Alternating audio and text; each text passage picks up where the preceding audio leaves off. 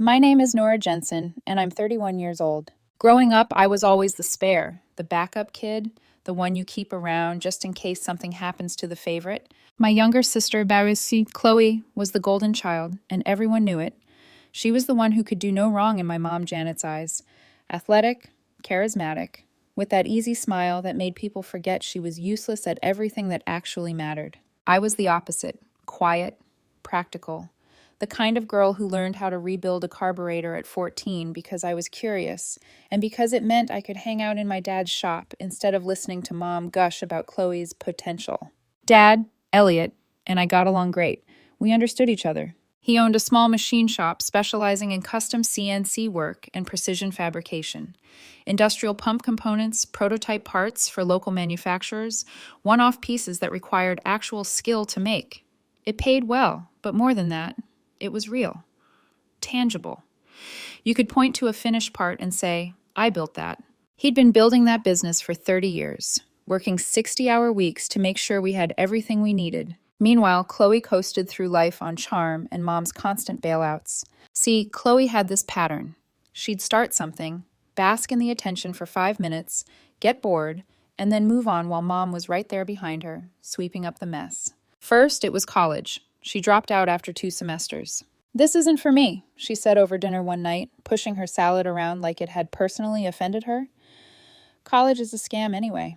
You gave it 2 months, Chloe, I pointed out. She rolled her eyes. That's long enough to know it's not my path. Dad just shook his head and kept eating, jaw tight. Then it was a band that lasted 6 months before the other members kicked her out for never showing up to practice. Then a clothing line that went exactly as well as you'd expect when your entire business plan is, people will buy it because I say so.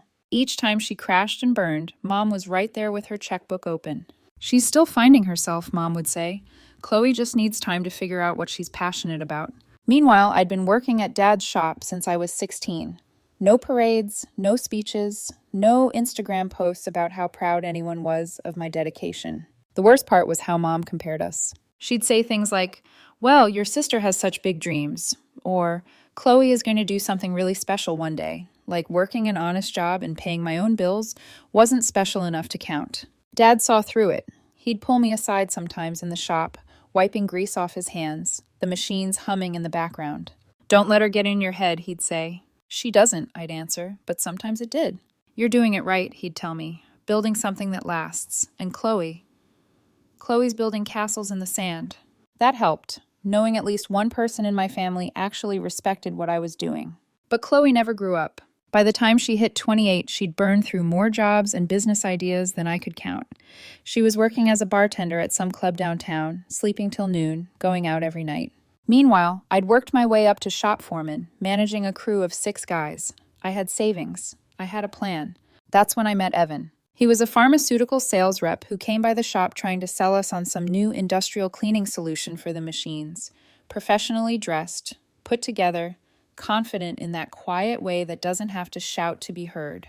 I wasn't interested in the product, but I was definitely interested in him. We got to talking after his presentation. He asked what we manufactured, and I showed him around the shop floor. Most people's eyes glaze over when you start talking tolerances and alloys. Evan's didn't. He asked questions, real ones. We exchanged numbers, started texting. 2 weeks later, we went on our first date. He was smart, ambitious, steady. He listened. He made plans and actually followed through. After a lifetime of being the backup to Chloe's drama, it felt surreal to be someone's first choice. We dated for 2 years before he proposed. It wasn't some giant public spectacle. No flash mob, no drone footage, just the 2 of us at this overlook outside the city where you can see the whole valley lit up at night. The kind of place that makes you feel like your life could be bigger than the tiny box your family tries to trap you in. I remember his hands shaking a little as he got down on one knee. I remember my chest going tight in that good way when I realized what he was doing. He didn't even finish the question before I said yes. For a while, it felt like I'd finally broken the pattern. Like maybe I wasn't the spare anymore. Maybe, finally, something in my life was center stage. When we told my family, Mom immediately went into planning mode. Guest lists, venues, colors, all of it. Chloe was there too, leaning back in her chair like she was watching a TV show. Congrats, sis, she said. Evan's great. Thanks, I said. It means a lot. You're lucky to have him, she added, flashing that easy smile. I know I am, I said. Looking back, that conversation hits different now. Here's where things started getting weird. After we got engaged, Evan wanted to spend more time with my family, and I understood that. We were getting married. He wanted to integrate, his word, not mine. I thought it was sweet. Evan came to Sunday dinners. He helped Dad carry in folding chairs. He listened to Mom ramble about flowers and seating charts. And Chloe paid attention. At first, I figured she was just being nice. Trying to bond with her soon-to-be brother-in-law.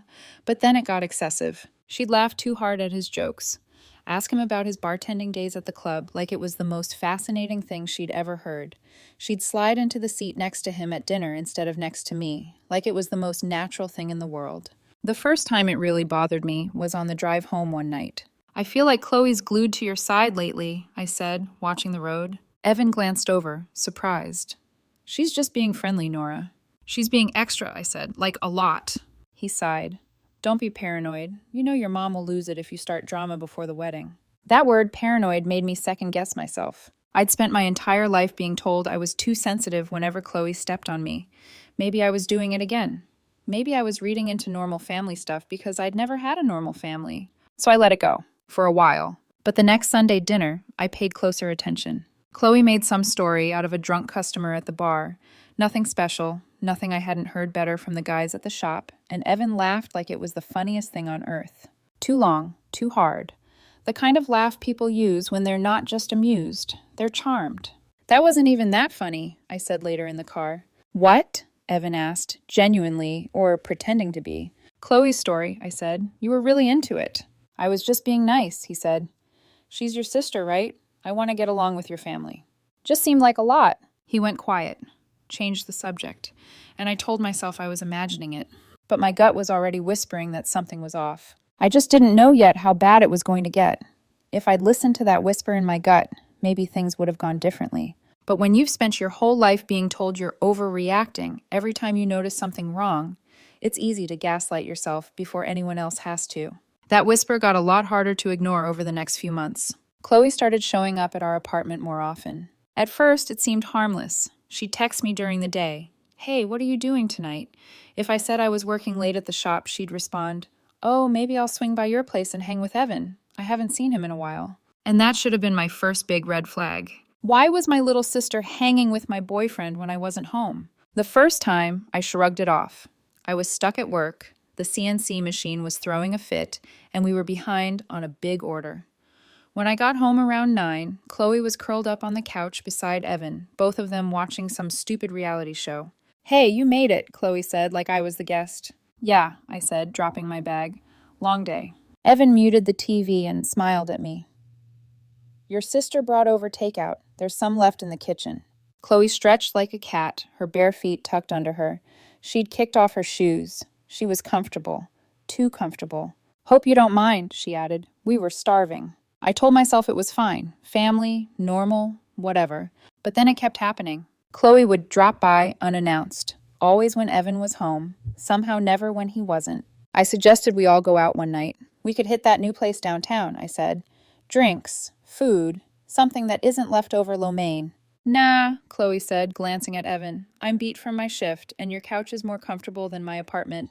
Evan chuckled. I'm not arguing with that. Your couch is elite, Nora. Yeah, I said, apparently. So we stayed in, again. It was weird because Chloe used to always want to go out. Bars, clubs, anywhere with music and attention. Now suddenly she was content to sit on my couch like it was home base. And then there were the texts. Evan was always on his phone. I hadn't thought much of it at first. Work stuff, group chats, the usual noise. But after we got engaged, the way he used his phone changed. He started tilting it away from me when I walked by, turning its screen down on the table, laughing at messages he wouldn't explain. One evening, I came home from a late shift at the shop. The living room light was on. Evan was on the couch, phone in hand, smiling, really smiling, the kind he used to save for me. As soon as he heard the door open, he hurriedly closed out of whatever he was looking at. Who was that? I asked, dropping my keys into the bowl by the door. Just my coworker, he said, a little too quickly. Must be funny. You were smiling. He hesitated. She's going through this thing with her boyfriend. I was giving advice. She? I repeated. He shrugged. Rep from another territory. It's nothing. But his jaw had gone tight. His whole body language changed the second I walked in, like I'd interrupted something. If this was the only thing going on, maybe I could have let it go. But it wasn't. Mom was loving this new dynamic. It's so nice that Evan and Chloe get along, she'd say at Sunday dinner, topping off Chloe's wine. You're so lucky, Nora. Some families can't stand each other's partners. Chloe would smirk into her glass, like there was a joke I hadn't been let in on. Mom kept repeating that line, you're lucky. So often it stopped sounding like reassurance and started feeling like a warning. And underneath all of that was the money situation I didn't know about yet. Mom had been secretly funneling cash to Chloe for years, paying her rent when she came up short, covering her car payments, bailing her out of credit card debt she pretended didn't exist. Dad found out about some of it early on and told Mom to cut it out. But with Chloe, enabling was like an addiction for her. She'd promise to stop, then do it again the next month. I grew up listening to those fights without always understanding what they were about. I'm not an ATM, Janet, Dad would say in the kitchen, voice low but hard. She's our daughter, Mom would hiss back. She needs help. She needs consequences, he'd snap. You're not helping her. You're making sure she never grows up. Those arguments blurred into background noise when I was a teenager. I wish I'd listened closer, because later, those same patterns were the fuel that blew everything up. Around this time, Dad started acting suspicious. Not of me, not of Evan, of Mom. One afternoon at the shop, we were waiting on a delivery. The machines were quiet for the first time all day. Dad leaned against the workbench, rubbing his thumb over a grease stain that wouldn't come out. Your mother's been acting strange lately, he said. I looked up from the order forms. How so? Secretive. Always on her phone. Defensive when I asked simple questions. He frowned. You notice anything? I thought about the way Mom's eyes darted whenever money came up, about how she changed the subject anytime Dad mentioned bills or savings. Not really, I lied. She seems the same with me. He exhaled through his nose, clearly unconvinced. Something's off. That conversation stuck with me. Dad's instincts were usually right. I just didn't know yet that what he was sensing wasn't just garden variety secrecy. It was the ground shifting under all of us. At this point, if you told me my mother was hiding tens of thousands of dollars of financial betrayal and actively helping my sister emotionally navigate an affair with my boyfriend, I would have laughed. What I saw then was simpler. Favoritism. A mom who babied one daughter and held the other to higher standards. I thought I understood the worst of it. I didn't. I was still trying to make it all make sense in my head. Maybe Chloe was clingy because she didn't have her own stable life. Maybe Evan was extra nice to her because he knew how much my family dynamic bothered me and wanted to smooth things over. Maybe I was, like he said, just paranoid. Here's the thing about paranoia, though. Sometimes it's just your brain putting together a pattern your heart really doesn't want to see. The signs kept stacking up. I'd come home and find Chloe already there, sitting cross-legged on the floor beside the coffee table, her shoes thrown somewhere by the door, like she lived there. Evan would be in the kitchen, cooking something, laughing at whatever story she was telling. We'd all sit down to eat, and I'd watch their body language. The quick eye contact, the overlapping jokes, the way their conversations picked up mid-thought like they'd been talking before I walked in. One night, after Chloe left, I decided to push it. Do you two text a lot? I asked Evan while we were cleaning up. He didn't look at me. Sometimes. Why? I just didn't realize you were that close. She's your sister, he said. I'm trying to be a good future brother-in-law. Is that a crime now? His tone was light, but his words landed like a slap. I dropped it, again. I didn't realize at the time that every "I'll drop it" was another brick laid on the path straight to the worst night of my life. Because all of this, the jokes, the texts, the drop-ins, the way Mom kept pushing the "you're lucky they're close" narrative, it was all leading somewhere. And the destination wasn't a wedding. The discovery itself came on a random Tuesday night. The kind of night that starts off so painfully ordinary, you never expect it to be the one you'll remember with razor-sharp clarity for the rest of your life. I'd been working late at the shop, trying to make up time on a rush job. The guys had already left. It was just me, the machines, and the hum of fluorescent lights. By the time I shut everything down, it was after 9. I was exhausted in that bone-deep way that makes even the drive home feel like wading through wet concrete. When I pulled into our apartment complex, Evan's car was already there. The hallway was quiet. No TV sounds leaking under doors. No kids running around. Just that carpeted silence every apartment building has at night. Our place was dark when I unlocked the door. No TV glow, no kitchen light. But Evan was home. Chloe had texted me earlier, something vague about being around tomorrow, and I remember thinking, at least I'll have a quiet night tonight. I set my work bag down, my boots thudding softly on the entryway rug. "Evan?" I called. No answer. I stepped further in. The living room was empty. The couch was a mess. Throw blanket twisted, cushions askew. Somewhere down the hallway, a sound. Muffled. Voices. Low. The hairs on the back of my neck stood up. I moved toward the bedroom, each step suddenly loud in my own ears. The door was mostly closed, just a sliver of darkness where it didn't meet the frame. I stopped outside it, my hand hovering over the knob, and listened. 2 voices. A man's. A woman's. I didn't catch the words at first. Just the tones. Soft, intimate, laugh-tinged in that way you only get when people think no one else can hear them. My heart started pounding, but everything else in me went cold. I stood there in the hallway for maybe 15 seconds. Long enough for my brain to start frantically offering alternate explanations. Maybe it's the TV, maybe he's on the phone, maybe... Then I heard my sister's laugh. That bright, familiar sound I'd grown up hearing at my expense. Inside my bedroom. In my home. Something in me snapped into perfect, icy focus. I wrapped my fingers around the doorknob. It wasn't locked. Of course it wasn't. I took a breath, turned it, and pushed the door open. What I saw next is burned into my brain in still frames. Naked shoulders. Tangled sheets. Chloe. Evan. My bed. They both froze when they saw me, like someone had hit pause. For 3 seconds, nobody said anything. I could hear the neighbor's TV through the wall. I could hear my own breathing. Then, finally, Evan's voice cracked through the silence. Nora, I can explain. Nora, I can explain. I held up a hand. Don't. My voice didn't even sound like mine. It was steady, cold, almost detached. Like my body knew if I let myself feel anything, I'd burn the whole building down. Chloe scrambled upright, clutching my sheets to her chest, like modesty was suddenly important. Her mascara was smudged. Her hair was a mess. She looked exactly like someone who'd been sleeping with her sister's boyfriend for months. This isn't what it looks like, she stammered. It's exactly what it looks like, I said. Evan swung his legs over the side of the bed, scrambling for his jeans on the floor. His hands were shaking. Please, just let me explain. Get your clothes, I said quietly. Both of you. Get out. You have 2 minutes. Chloe blinked at me, her mouth open like she wanted to argue, to defend herself, to twist this into something she wasn't responsible for. You heard me, Chloe. She flinched at the way her name sounded in my voice. Evan stood, tugging his pants on backward in his panic. My engagement ring, the one I'd said yes to under starlight, sat on the dresser, catching a sliver of hallway light, the symbol of a future that had just died in my doorway. He muttered, Nora, please, just hear me out. I'm not hearing anything, I said. I'm giving you time. Don't waste it. I stepped back into the hallway, leaving the door open, my arms stiff at my sides. I didn't trust myself to move any closer. My heart was pounding so loudly I could barely hear them scrambling inside the room. Clothing rustled. Hangers banged.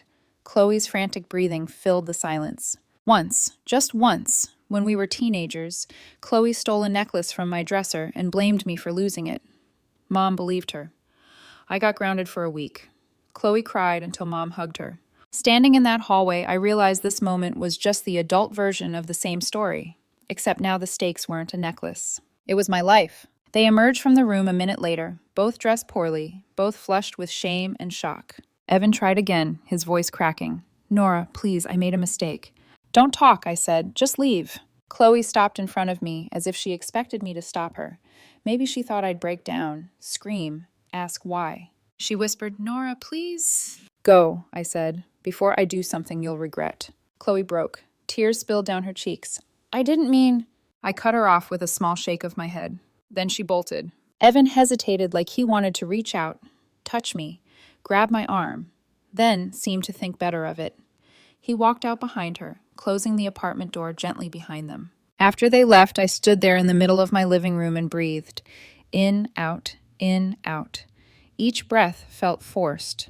The apartment felt contaminated. I could still smell her perfume. Sweet, sugary, wrong. Chloe had always used scents that filled a room instantly, the kind that felt like shouting. Now it clung to my walls. The sheets on my bed would never be salvageable. The air itself felt tainted. I didn't cry. I didn't scream. I didn't break anything. I just walked into the bathroom, splashed cold water on my face, grabbed my keys, and left. I didn't even pack a bag. I drove to a cheap motel outside the city. the kind where the air smells like bleach and industrial detergent and regret. Checked in, walked into a tiny room with buzzing fluorescent lights and a bedspread older than me. I sat on the edge of the bed and stared at the wall. Nothing. No anger. No sadness. Just nothing. The numb kind of nothing that you know is only temporary, because underneath it, something huge and violent is waiting to come through. It hit around 2 a.m. I bolted upright in the dark like someone had slapped me. Suddenly, everything was too loud. The clock ticking, the AC humming, the blood rushing in my ears. Anger hit me like a tidal wave. How long had this been going on? 3 months? 6? How many times had they done this in my home, in my bed? I started pacing the tiny motel room, back and forth, back and forth. The floor creaked with each step. Every memory replayed itself with horrifying clarity. Chloe laughing too hard at Evan's jokes. Evan's phone face down whenever I walked in. The nights Chloe dropped by. The jokes they finished for each other. Mom's constant, suspiciously enthusiastic comments about how lucky I was they were close. It had all been right in front of me. My gut had been screaming, and I'd ignored it, because I didn't want to believe my sister, the golden child who always got away with everything, would take the one good thing I'd built for myself. I didn't want to believe Evan would choose her. The next morning, I didn't go home. I went to the one place where I knew I wouldn't have to pretend anything was okay. Dad's shop. When I walked in through the office door, Elliot looked up from his paperwork. One glance at my face, and he set his pen down. "Close the door," he said quietly. I did. "Sit down." I did. Then I told him. Everything. From the quiet fears that I'd brushed off, to the late-night texts Evan hid, to Chloe's sudden attachment to him, to walking in on them in my bed just hours earlier. Dad didn't interrupt. He didn't say a word. He just listened, his jaw tightening more with every sentence. When I finished, his hands were clenched so hard on the desk that his knuckles were white. "That little brat," he muttered. "After everything." His voice shook with rage. I had seen my father angry before, but never like this. Never the barely contained fury of a man who'd just learned his younger daughter had betrayed the elder he respected so deeply. I swallowed. "Did Mom know anything?" Dad looked up at me slowly. "I don't think so," he said, "but I'm going to find out." He stood, grabbed his keys, and looked at me with the kind of expression that made me understand exactly where I inherited my ability to go cold. Not emotional, not explosive. Silent, controlled, dangerous. "Come on," he said. "We're going to the house." The drive was silent. Dad's hands clenched the steering wheel so tightly I could hear the plastic creak. My chest felt hollow, but beneath the emptiness was something else, something sharp and growing. When we reached my parents' house, Mom was in the kitchen rinsing dishes. She turned, smiled. "Hey, you two, what a surprise." "Kitchen now," Dad said. His voice had an edge I'd never heard before. Mom's smile faltered. They went into the kitchen and closed the door. But the walls in that house were old, thin, and anger is loud. "Did you know?" Dad hissed. "Know what?" Mom sounded startled at first. "Don't play dumb with me, Janet," Dad snapped. "Did you know Chloe was sleeping with her sister's boyfriend?" Silence. A long one. When Mom finally spoke, her voice was small. "It's complicated." "That's not an answer," Dad growled. "How long have you known?" I didn't want to get involved." "How long?" "A few weeks," she whispered. "Chloe came to me. She was confused about her feelings. She didn't mean for it to happen." I closed my eyes. The betrayal of the night before suddenly morphed into something bigger, heavier, more devastating. Mom knew. Mom knew. Mom knew and didn't tell me. Didn't warn me. Didn't stop it. Didn't choose me. Dad's voice cut through the air like a blade. "You knew for weeks, and you said nothing. You protected Chloe, again, even at the cost of your other daughter." Mom's voice was cracking now. I didn't want to hurt Nora if it was going to end anyway. Dad slammed his hand against the counter so loudly, I jumped from the hallway. "That was not your decision to make." Mom started crying. Dad stormed out of the kitchen, face red, hands shaking. He looked at me, eyes full of the kind of heartbreak I didn't expect to see in him. "Your mother knew," he said. And just like that, something in me went quiet again. Not numb, not empty, just done. When Dad said, "Your mother knew," the words didn't hit me all at once.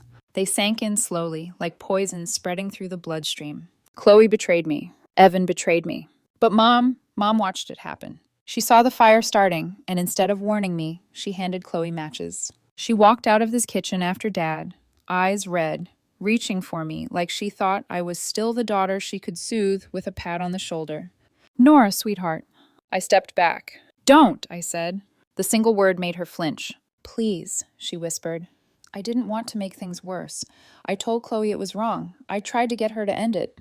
And then you let me keep planning a wedding, I said. Kept smiling at me. Kept acting like everything was normal. You let me walk around like an idiot while the two of them had an affair under your roof. She covered her mouth, tears spilling. I was trying to protect both of you. I laughed. It was short and sharp and humorless. You protected her, I said. You always protect her. Dad put a hand on my shoulder. Come on, we're not staying here. I didn't look at Mom again. I walked out of the house with Dad behind me, her crying echoing down the hallway as the door closed. We didn't talk on the drive to Chloe's. There was nothing left to say. We were two people marching toward the same conclusion. Chloe needed to hear exactly what she'd done, not just from me, but from the father who'd defended her for years. Chloe's apartment was a mess when she opened the door. Takeout containers, clothes, a lingering smell of hairspray and old coffee. She stared at us like a cornered animal. Oh, hi? Let us in, Dad said. She stepped aside. The moment the door shut, Dad's voice dropped into a tone I'd never heard him use on either of us. How long? He demanded. Chloe swallowed. Dad, how long? Her shoulders hunched. 3 months. 3 months. My vision tunneled for a second. 3 months of Sunday dinners. 3 months of my apartment drop-ins. 3 months of late-night texting. 3 months of smiling at me while sleeping with my boyfriend. Dad moved closer to her, eyes blazing. You did this to your sister for 3 months? And you told your mother, but not her? Chloe started crying. I didn't mean for it to happen. Evan was lonely, and Nora was always working. I stepped forward. Say that again. She froze. Dad pointed at her. Don't you dare blame this on work. Your sister has a job. She earns her life. You've been drifting for a decade, and your mother has been covering for you every step of the way. Chloe shook her head, sobbing harder. I don't know why it happened. It just did. No, I said. It didn't just happen. You made choices, over and over. Dad crossed his arms. And now there will be consequences. Chloe's crying paused, just for a second, like she hadn't expected that word to ever apply to her. What does that mean? It means, Dad said, I'm done enabling you. No more money. No more last-minute rent bailouts. No more handouts. Nothing. Chloe's face twisted in panic. Dad, you can't just cut me off. I can, he said, and I will. She turned to me like I'd save her. Nora, please. I stared at her. This was the girl who'd once laughed when a boy in 8th grade stole my locker combination and filled it with shaving cream. Mom defended her then, too. Some patterns never change. You made your choice, I told her. Now live with it. Next stop was Evan. He'd been blowing up my phone all morning. Missed calls, texts, voicemails, all variations of please, I'm sorry, just talk to me. I didn't answer any of them. When he opened his condo door, he looked like he hadn't slept. Hair messy, eyes red. Nora, he said, reaching for me. I stepped back. I'm here for my stuff, I said. He swallowed. Can we please talk? I was stupid. I was confused. I didn't mean to hurt you. You slept with my sister, I said, multiple times. His face crumpled. It didn't mean anything. 3 months is a lot of nothing. I love you, he insisted. We can fix this. No, I said, we can't. I walked past him, went into his bedroom, and gathered the things I'd left there. Chargers, a hoodie, a couple of books. He followed me from room to room, begging. Please, Nora, I made a mistake. People make mistakes, I said. You made decisions. I held up the engagement ring, the one I'd worn with pride, thinking my life was finally going right. You lose this too. He stared at it, devastated. Please. No, I said, and placed it on his dresser. We're done. When I left, he sank to the floor like the weight of what he'd lost finally hit him. I didn't look back. Over the next few days, my life turned into a checklist of unraveling. Cancel wedding venue. Call vendors. Notify guests. Block Evan's number. Avoid Mom. Avoid Chloe. It was brutal, but necessary. Dad stayed close. Dinner every night. Checking in at the shop. Letting me talk when I needed to. Letting me be silent when I couldn't talk at all. But Dad wasn't just comforting me. He was watching Mom. A week after everything blew up, he called me early. Come by the house, now. When I arrived, Dad was at the kitchen table surrounded by stacks of paper, bank statements, printouts, highlighted lines. He pushed one toward me. Look, he said.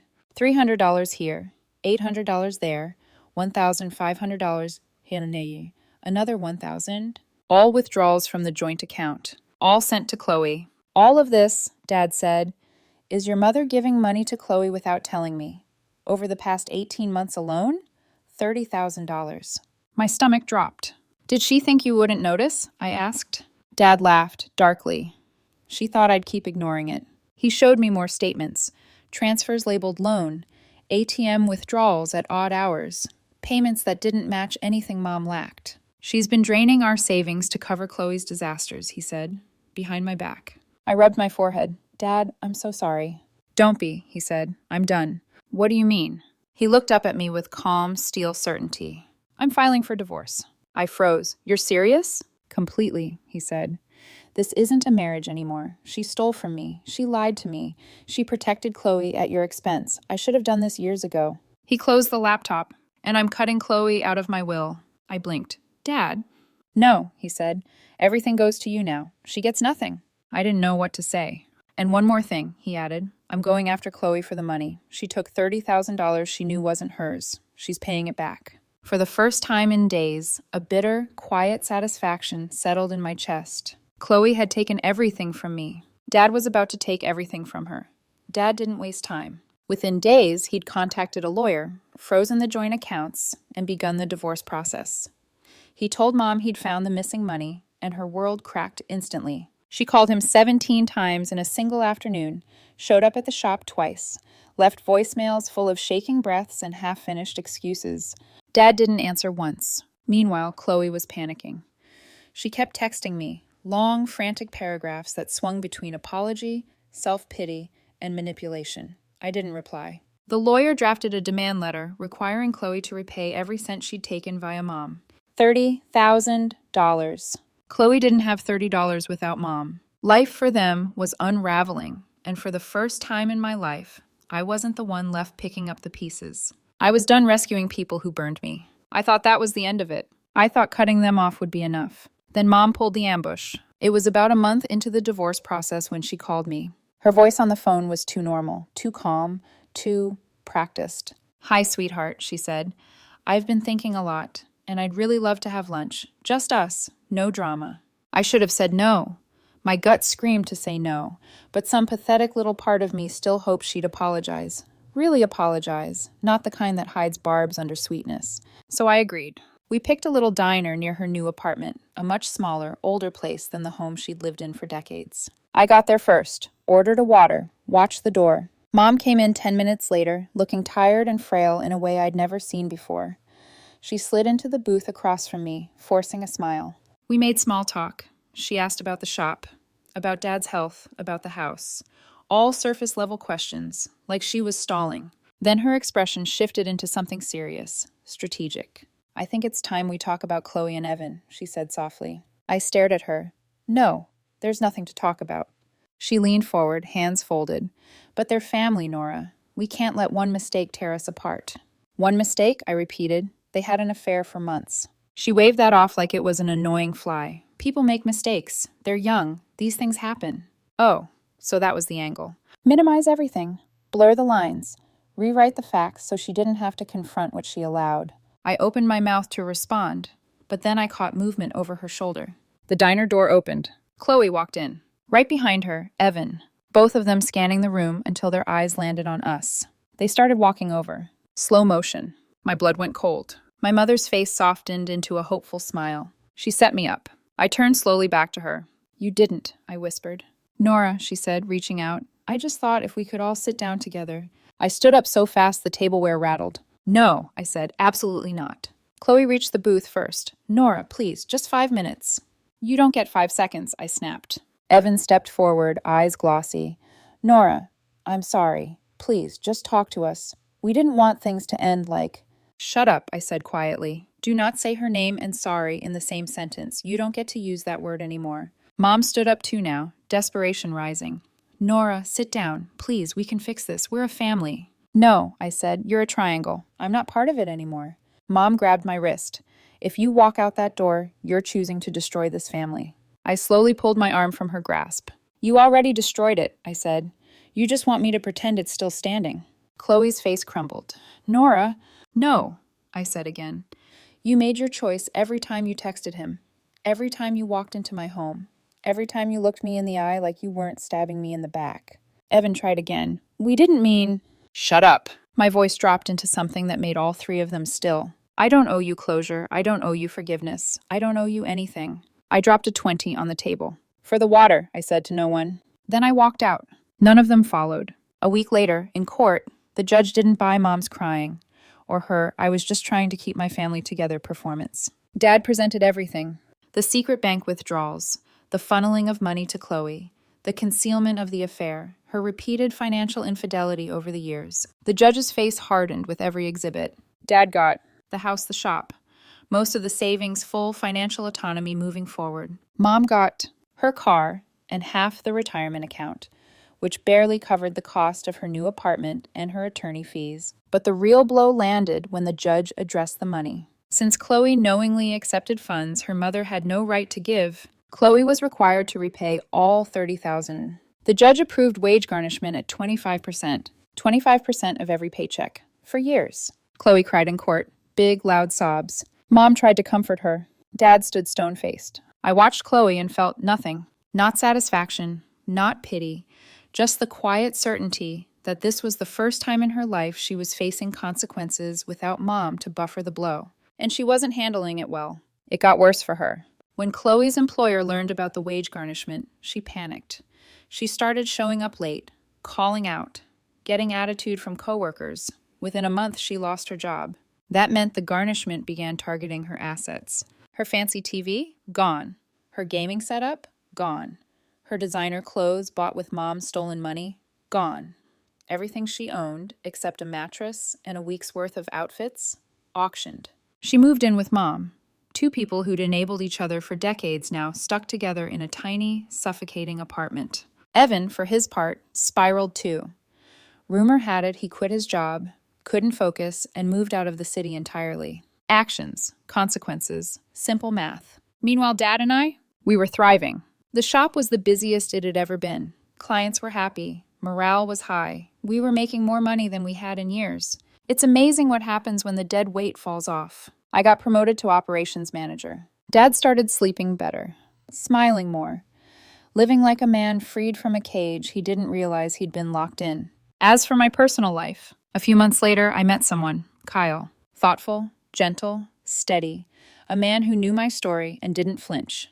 We took things slow, no rushing, no ignoring red flags, no giving someone the benefit of the doubt they didn't earn. For the first time in a long time, I felt safe. Then one morning, months after everything settled, someone knocked on my door. Loud, hard, desperate. I looked through the peephole.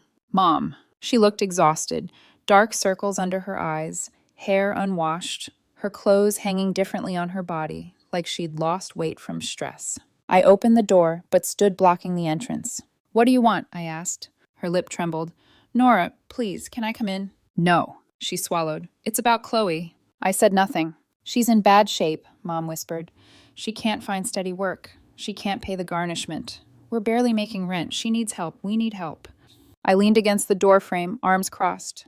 "Not my problem." Mom's face crumpled. "Nora, she's your sister." "No," I said. "She's your project." Her eyes filled. "I know I made mistakes. I know I should have handled things differently. But please, talk to your father. Ask him to stop the garnishment. Give her a chance." I stared at her. "You abandoned me," I said coldly. "Now you want me to rescue the person you chose over me every single time?" She shook her head, tears dripping. "It wasn't like that." "It was exactly like that." She tried again. "Please, I'm begging you." "No," I said. She froze, shocked that I didn't bend. Then her expression twisted, desperation flipping into anger. "You've turned into your father," she spat. "Cold, unforgiving, heartless." I smiled. "Good," I said. "Dad's the only one in this family who understood what loyalty means." She staggered back like I'd slapped her, and then she walked away. I watched her go. Felt nothing. Not guilt, not anger, not triumph. Just closure. The quiet kind. The final kind. Mom didn't come back after that. Not the next day, not the next month, not ever. I didn't expect her to. There was nothing left to say. People think the hardest part of cutting family off is the moment you do it. The confrontation, the shouting, the slammed doors. It's not. The hardest part is the silence afterward. Silence where love used to be, where obligation used to be, where hope used to be. You learn to live without answers, without apologies, without the version of people you used to wish they were. And in that space, something new grows. Something steadier than forgiveness, something stronger than revenge. Clarity. Dad's divorce finalized a few months later. He didn't celebrate, didn't throw a party, didn't buy a motorcycle or run off to Vegas. He went to work the next day, turned on the machines, made parts with precision and pride. That was always his way. With Mom gone, the shop felt lighter, simpler, calmer, like a storm had passed and left clean air behind. We were busier than ever, taking on larger clients, expanding into aerospace contracts, even hiring 2 more guys. Dad handed me more responsibility without ever making a speech about it. Just slid paperwork across the desk and said, "You're ready." I was. Being operations manager meant I handled scheduling, quality control, supply negotiations, all the things Dad used to juggle alone. He still worked the machine sometimes, but less than before. He seemed younger, not in his face, not in his body, in his spirit. "Funny," he said one afternoon after I'd closed a deal with a new manufacturer. "I thought losing your mother would break me. Turns out losing the person constantly draining me was the best thing that ever happened." I didn't know whether to laugh or hug him, so I did both. My personal life changed too. Months after the breakup, after the betrayal, after the lawsuit dust settled, I met Kyle. We met at a hardware store of all places. I was there for drill bits. He was looking for stain samples. We bumped into each other at the checkout when he accidentally dropped a can of varnish and nearly took out my foot. "Sorry," he said, picking it up quickly. "It's my first time staining furniture. Pray for my coffee table." I laughed for the first time in days. He asked if I knew anything about woodworking. I said I knew more about metal than wood, but I respected both. He grinned. "Would you be willing to judge my finished table? Brutally, if necessary?" I didn't say yes. I didn't say no. We exchanged numbers. We didn't rush into anything. Coffee turned into lunches. Lunches turned into dinners. Dinners turned into nights spent talking on my couch until 2 a.m. Before anything else, I told him everything. Not because he needed to know, but because I needed him to know. The betrayal, the affair, the ambush, the divorce, the money. All of it. He didn't flinch, didn't pity me, didn't tell me to move on or forgive. He just listened. Then he said, "You deserve better than all of them." And that was that. We've been together ever since. He knows I don't do second chances. He knows trust is a slow build. He knows I'm not afraid to walk away if I see even one red flag. He calls it strength. I call it survival. As for Chloe, her life didn't magically get better. The wage garnishment continued. Every paycheck sliced by 25%. Every job she found ended in tension, termination, or quitting. Word got around about her record. Employers Googled her, saw the court documents, saw the wage garnishment, saw the lawsuit. She became the risk. Her stuff stayed gone, sold at auction. Her savings evaporated. Her car lease ended. She took buses everywhere. She couldn't keep an apartment on her own. She moved in with Mom. 2 people who had spent decades building a world where nothing was ever their fault, now trapped together in a 600-square-foot apartment with peeling wallpaper and a broken dishwasher and silence where their superiority used to be. They blamed Dad at first, then me, then bad luck, then the economy, then each other. But never themselves. Not once. The thing about karma, it doesn't care what story you tell yourself. It only cares what you've actually done. 6 months after the garnishment started, Chloe called me from an unknown number. I let it go to voicemail. Her voice was ragged. "Nora, please. I know you hate me. I know I deserve it, but I'm drowning. I can't get ahead. I can't breathe. I can't do this anymore. Can we talk, please?" I deleted the message. Not out of cruelty. Out of closure. The woman who slept with my boyfriend and hid it for 3 months didn't get to ask me to save her. The mother who protected her instead of me didn't get to ask for rescue. People show you who they are. And when someone shows you repeatedly, it becomes a choice to keep believing them. I stopped choosing pain. Stopped choosing chaos. Stopped choosing them. Dad once told me something in the shop when I was 14, after Chloe had ruined a school project of mine and Mom said she didn't mean it. He said, "Blood isn't love. Blood is biology. Love is behavior." It took me 12 years to understand what he meant. I understand now. I walk through my life lighter, calmer, steady in a way I've never been. Dad and I run the shop together. Kyle and I build a little more trust every day. My home is quiet, peaceful, and free of people who mistake forgiveness for permission. Some people spend their whole lives making excuses for family, letting toxic people stay close because blood is supposed to mean something. Not me. I learned the truth the hard way. Blood doesn't mean loyalty, and sometimes the strongest thing you can do is walk away and never look back.